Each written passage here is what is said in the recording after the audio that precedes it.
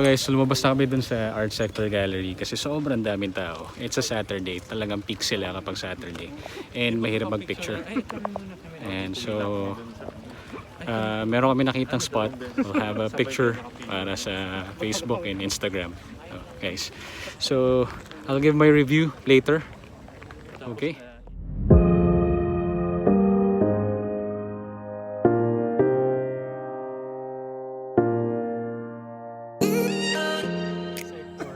Gallery Cafe. Now we went here. I think this is not really a go-to place, but just in case you visit art sector, you have to be very careful in climbing this. Kasi pag nalaglag ka, hindi naman to sobrang bangin, no? Pero enough para madala ka sa hospital. So I already had my shot here in this boulder of rock, but the problem is kung paano ako bababa. Tingnan natin paano ako bababa. I hope makababa ako na maayos. But let me have another shot.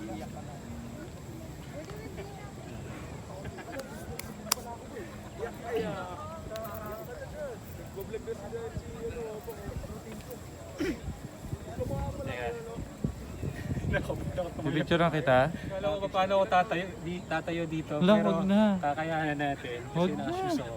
Tama na dyan. Huwag na. Mataas yung shoes mo. Kaya nga eh. Hindi ba? Oo, okay na yan. Pero upo ako. Upo ako. Dapat shot yung city doon sa kabila. Okay. Ayan. Picture ka. Oo. 1, 2, 3.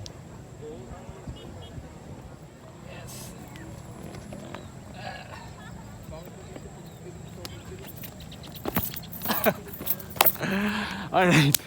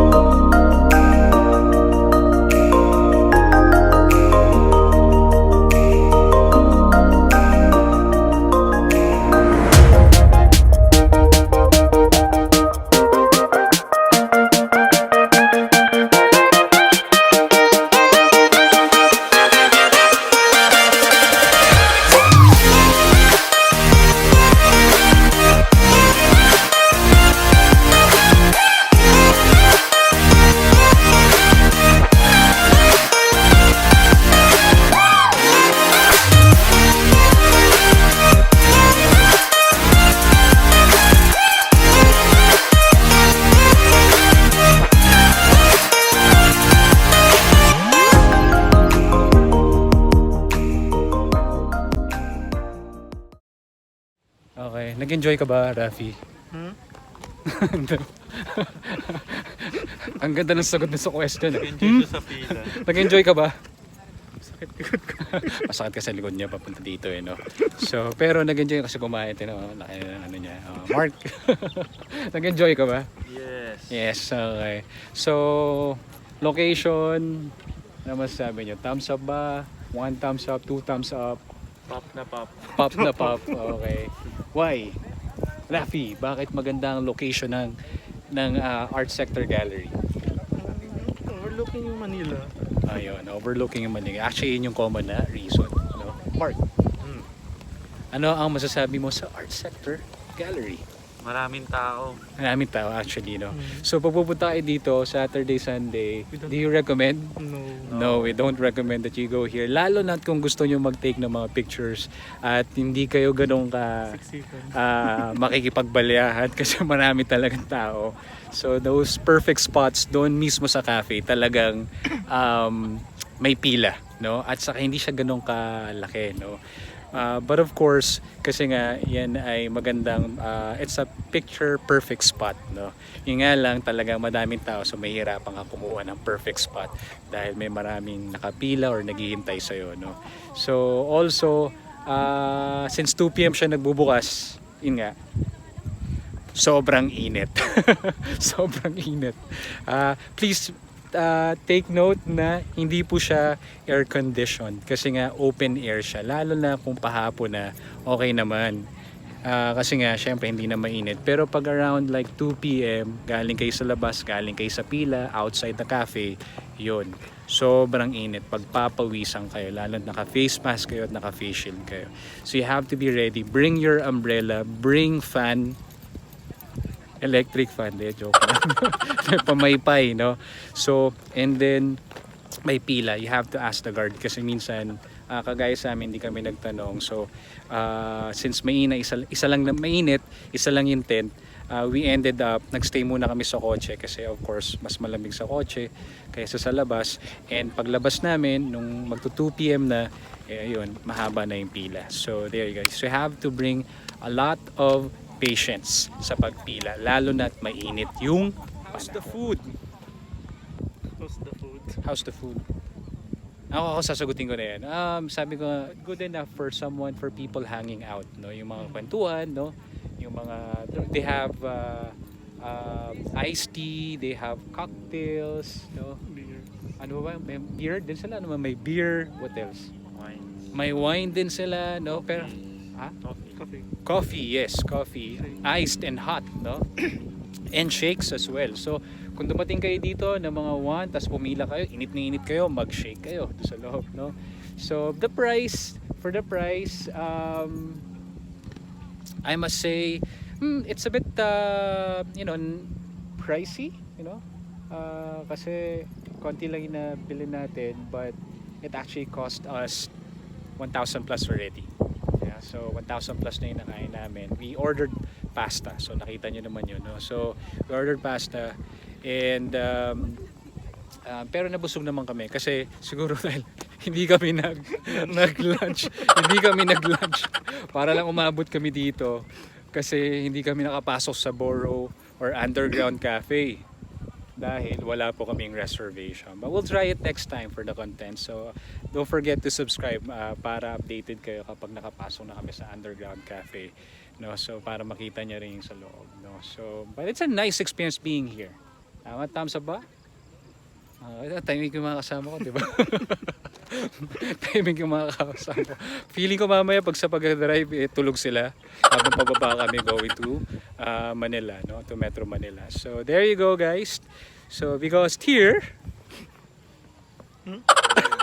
You're the winner. energy naman, because here you're the winner. So guys, if you're planning to visit Art Sector Cafe and Gallery here in Binangonan, well, it's actually a good place to hang out, especially if you want a very good scenery like this. I think this is Laguna de Bay, overlooking the skyline of the entire Metro Manila. Okay, and of course, the mountain ranges here in Rizal, no? So yun nga lang, Art Sector Gallery Cafe, they open at 2 p.m, no? So if you go here on Saturday, Sunday, talagang peak time siya or peak day siya, maraming mga customer ang nakapila. So what happened to us earlier is pumila kami sa labas, no? So syempre tirik ang araw, mainit, so hindi ka talaga magiging comfortable, no? So you really have to wait for the cafe to open up. So nag-open naman siya, pero yung nga since mahaba na yung pila, so talaga we really have to be in the queue or stand in the queue para lang makapasok kami. At right now it's past 5 p.m, marami pa rin tao sa loob from what I can see, no? That is Art Sector Gallery and Cafe, no? So yan. Okay, so there you go, guys. If you want to visit this place, this is a highly recommended place for you to hang out with your friends, loved ones. Kids are not yet allowed in the cafe, no? And of course, please wear your face shield and your face mask because they still follow, of course, the health and safety protocol. Plus, what else? The food, I must say it's nice, but not really that, for me, in my opinion, not really that very special, but good enough, no? And then the location, very good because it gives you a very good view of the Metro Manila skyline, no? So I think sa oras siguro ang perfect time dito pag pupunta kayo is mga around 4 p.m. onwards, no? Pero of course yung travel time if coming from Metro Manila, may mga choke points yan um, sa along the road, no? Kasi nga syempre hindi ganun kalaki yung mga kalsada, and you have to make sure na safe, na check nyo at nakakondisyon yung mga sasakyan nyo because puro paakyat, no? Because this is going to Antipolo and of course Rizal, no? So there you go, guys.